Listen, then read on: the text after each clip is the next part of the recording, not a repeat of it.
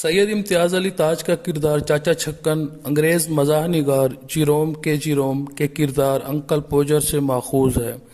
सैयद इम्तियाज अली ताज ने अंग्रेज मुसन्निफ के मजमून का सीधा सीधा तर्जमा करने की बजाय उसे सामने रख कर अपनी तहजीब के ऐन मुताबिक किरदार की बाज़ाफरीनी की है। ये किरदार क्या है, इस किरदार की कहानी क्या है, चलते। चाचा छक्कन कभी कभार कोई काम अपने जिम्मे क्या ले लेते, घर भर को तिगनी का नाच नचा देते। आबे लौंडे जाबे लौंडे, ये कीजियो वो दीजियो, घर बाजार एक हो जाता।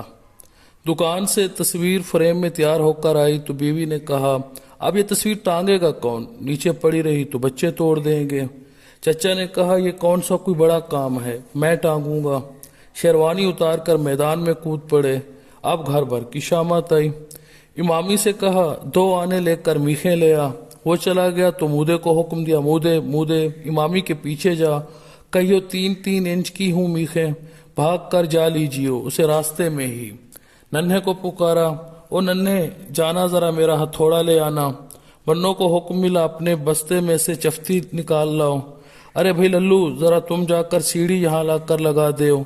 छुट्टन बेटे, हमसाये को जाकर मेरा सलाम कहो और उसे वो आला क्या नाम है उसका, अच्छा जो भी है वो जिससे सीध मालूम करते हैं वो उनसे ले आओ।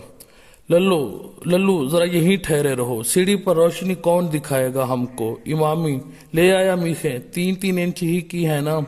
ए लो, सुतली मंगवाने का तो ख्याल ही नहीं रहा। जाना मेरे भाई जल्दी से हवा की तरह, और देखियो बस गज सवा गज हो सुतली। वदूद कहाँ गया, इस वक्त सबको अपने अपने काम की सूझी है। यूं नहीं कि आकर जरा हाथ बटाएं, यहाँ आओ, तुम कुर्सी पर चढ़कर मुझे तस्वीर पकड़ाना। लीजिए साहब, खुदा करके तस्वीर टांगने का वक्त आया। चचा उसे उठाकर जरा वजन कर रहे थे कि हाथ से छूट गई, गिरकर शीशा चूर चूर हो गया। सब एक दूसरे का मुंह तकने लगे।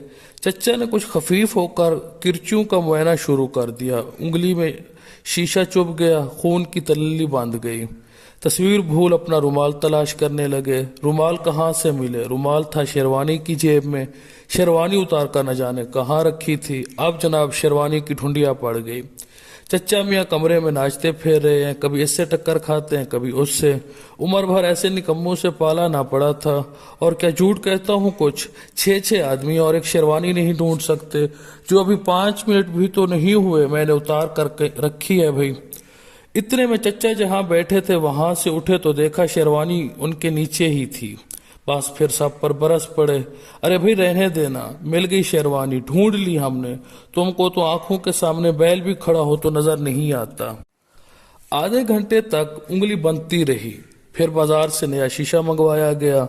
2 घंटे बाद तस्वीर टांगने का मरहला दोबारा आया। सारे घर वाले कील कांटे से लैस सीढ़ी के गिर्द जमा हो गए।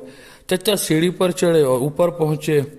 एक ने मीखें बढ़ाई, एक कबूल कर ली, दूसरे ने हथौड़ा ऊपर पहुंचाया। संभाला ही था कि मीख हाथ से छूटकर नीचे गिर पड़ी।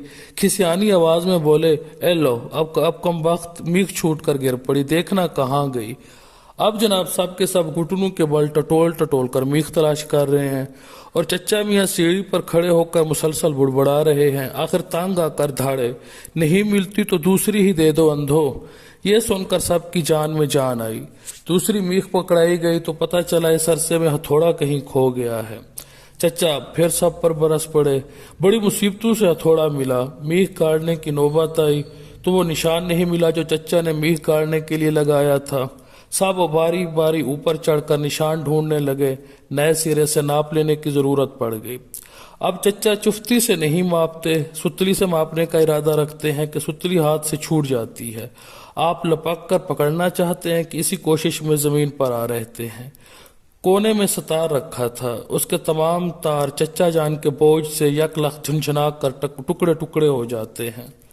अब चचा जान की जुबान से जो मंझे हुए अल्फाज निकलते हैं सुनने के काबिल हैं, मगर चच्ची रोक देती हैं और कहती हैं, अपनी उम्र का नहीं तो इन बच्चों का ही ख्याल करो।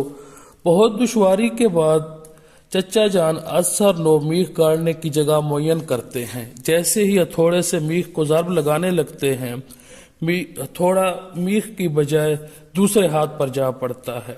सी की आवाज के साथ हथौड़ा हाथ से छूट जाता है, नीचे किसी बच्चे के पांव पर जा गिरता है। चच्ची जल भून कर कहती हैं, یوں میخ گاڑنا ہوا کرے تو مجھے 8 روز پہلے خبر دے دیا کیجیے، میں بچوں کو لے کر میکے چلی جایا کروں، اور نہیں تو۔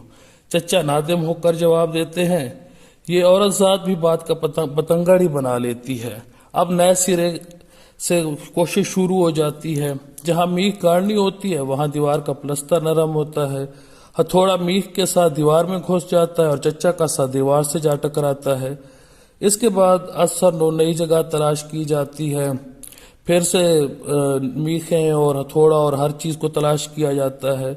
تو یوں کرتے کرتے آدھی رات ہو جاتی ہے، اور آدھی رات کو خدا خدا کر کے تصویر وہ ٹانگنے میں کامیاب ہو جاتے ہیں، اور جو تصویر وہ ٹانگتے ہیں وہ بھی کیسی ٹیڑھی اور اتنی جھکی ہوئی کہ جیسے اب سر پر آئی۔